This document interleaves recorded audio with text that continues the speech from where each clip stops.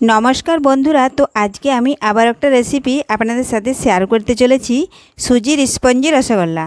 তো আপনারা পুরো ভিডিওটা স্কিপ না করে প্রথম থেকে শেষ পর্যন্ত দেখতে থাকুন। আর কোনো বন্ধু নতুন হয়ে থাকলে চ্যানেলটি সাবস্ক্রাইব করে বেল আইকনে সেট করে দিন সবার প্রথমে আমার রেসিপি পেতে। চলুন তাহলে শুরু করি। তো দেখুন বন্ধুরা, এর জন্য আমি একটা ছোট্ট কড়াই বসিয়ে দিয়েছি। দিলাম আমি আধ বাটি জল ও হাফ বাটি চিনি। তো এখন আমি ফুটিয়ে চিনির শিরাটা তৈরি করে নেব। তো দিলাম একটা আমি এলাচ। তখন এভাবে একটু নাড়াচাড়া করে নিচ্ছি, চিনিটা গলিয়ে নিচ্ছি।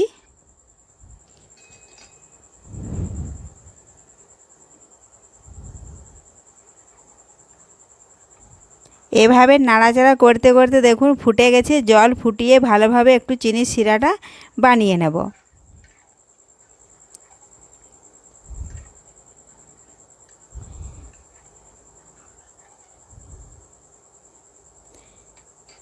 তো হাত দিয়ে এখন এভাবে দেখে নেব। তো হয়নি, আর একটু আছে, ফুটিয়ে নিই।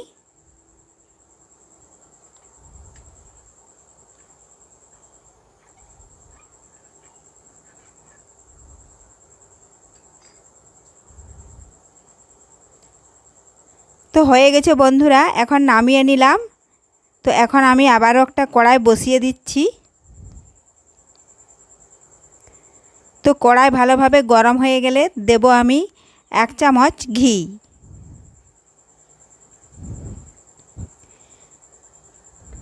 ঘিটা ভালোভাবে গরম করে নিচ্ছি।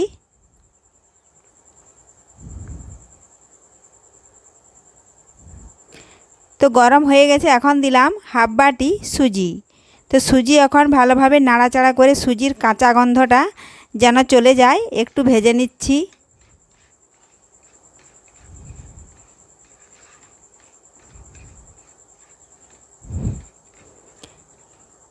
এভাবে অনবরত নাড়াচাড়া করতে হবে, না হয় তলে পুড়ে যেতে পারে। তো আর বেশি ভাজবো না, যাতে সুজির কালারটা নষ্ট হয়ে না যায়।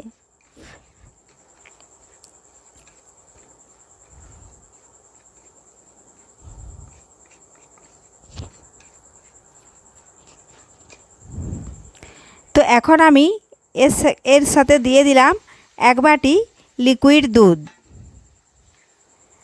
এবার আবারও নাড়াচাড়া করে ভালোভাবে সুজিটা একটু ঘেঁটে নিচ্ছি ঘন করে।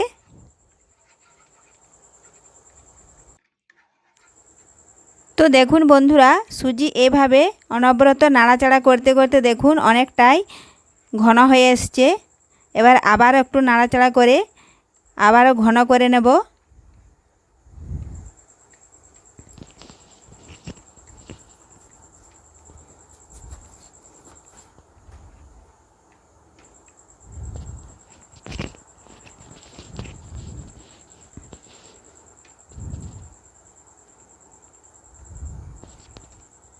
তো এখন এটা নামিয়ে নিচ্ছি। নামিয়ে কিছুক্ষণ আমি নাড়াচাড়া করে ঠান্ডা করে নেব।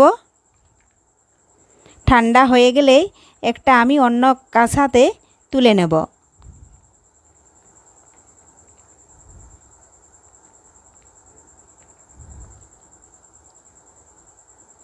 তো দেখুন বন্ধুরা, অন্য কাঁসাতে আমি তুলে নিয়েছি। আর এই চাকতিটাতে একটু ঘি মাখিয়ে দিলাম, আর আমার হাতের তালুতেও একটু ঘি মাখিয়ে নেব। দিয়ে এখান থেকে একটু একটু সুজি নিয়ে আমি হাত দিয়ে এভাবে একটু গোল করে আর এখানে রসগোল্লার মতন ঠিক শেপটা আমি দিয়ে দিচ্ছি। দেখুন এভাবে সমস্ত রসগোল্লাগুলো আমি বানিয়ে নেব।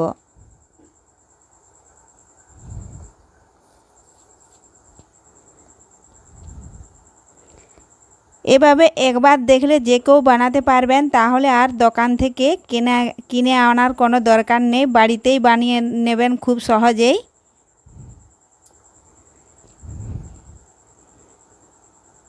রেসিপিটি বানানো খুবই সহজ ও কম সময়ের মধ্যে অল্প উপকরণে হয়ে যাবে।